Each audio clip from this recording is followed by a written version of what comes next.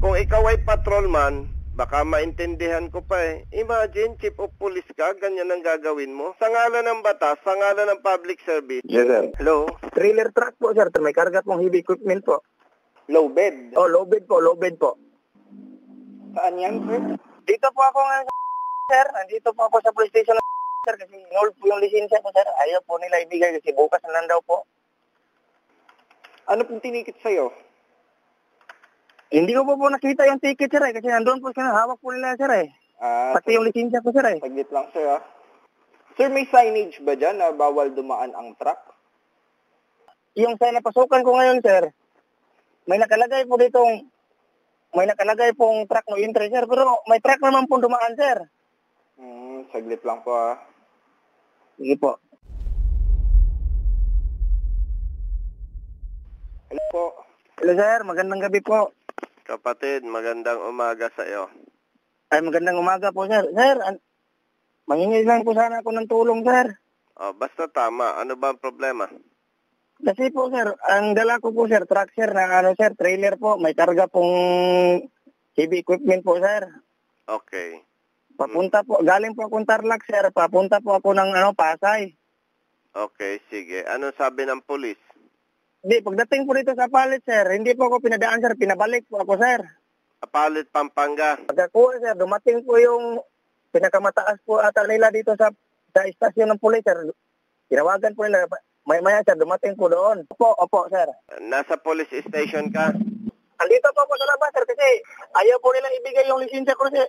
Sir, tinikita na po nila, sir. Tapos ayaw po nilang ibigay, sir, kasi bukas na lang daw po ng umaga, sir. Justin, i-dial mo yung police station. Ay, noted, sir. Kakausapin ko yung duty, ha? Sige po. Ibaba ko muna ako, tapos i-conference ko po kayo dun sa San Simon. Okay, sige. Kapatid na driver, babalikan ka namin. Sige po, sir. Maraming salamat po, sir. Tatawagan ka uli namin. Sige po, sir. Salamat po. Okay, bye-bye. Po, sir. Good evening po. Sir, si Brother Justin to sa office po ni Congressman Busita, sir. Yes, sir. Opo. Sir, okay lang po ba? Makausap niyo po si Congressman? Hello po, sir. Good morning po. Kapatid, good morning. Congressman Busita. Yes, sir. Good morning po, sir. Police station? Yes, sir. Yes, sir. Okay. Nandyan ang chief of police mo? Dito po, sir. Kausapin ko. Hello po. Good morning po. Hepe, good morning. Congressman Busita. Yes, sir. Good morning po. Major Sun po, sir. Di chief of police po, sir. Hepe, may in-impound ang mga bata mo dyan na trailer truck. Yes, sir. Tumawag dito ang truck driver, nahingi ng tulong. Tinatanong ko ano daw ang violation niya, hindi niya alam. Hindi man eksaktong anomalya, pero parang ganun ang punto mo. Spekulasyon, tapos itong may antabay, mukhang spekulasyon din.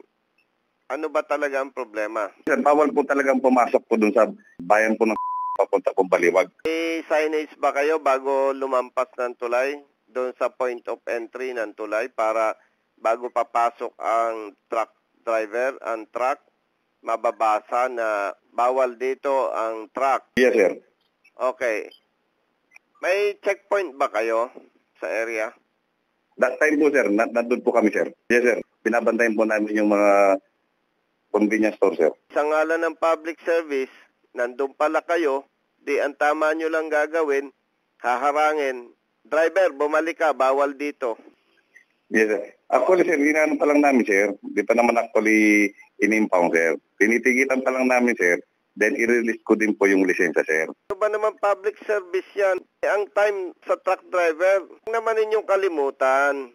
Tayo, kapatid, tayo, hepe, public servants. Nasa serbisyo pa ako, sirang-sira na ang pulis sa publiko eh. Driver, bumalik ka, bawal dito. Tapos ang usapan. Tapos dinala ninyo dyan sa station.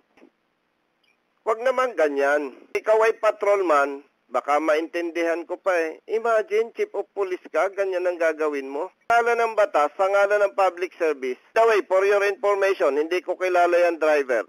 Wala ding tumawag na nag-endorso sa akin. For your information, malinaw, mali ang ginagawa mo, hepe. Pakisuyo, paki-release yan ngayon din. Yes, sir. Pasensya na po, sir. Ayusin nyo. Sige na. Yes, sir. Okay. Thank you, sir. Good morning, sir. Sir, magandang gabi po. Yes sir, magandang gabi po. Sir, binalik ko yung lisensya ko, sir. Ay, saglit lang sir, i-conference ko po kayo kay Congressman. Hello. Hello po. Hello, sir. Hello po. Ay, magandang umaga po. Magandang umaga sa'yo.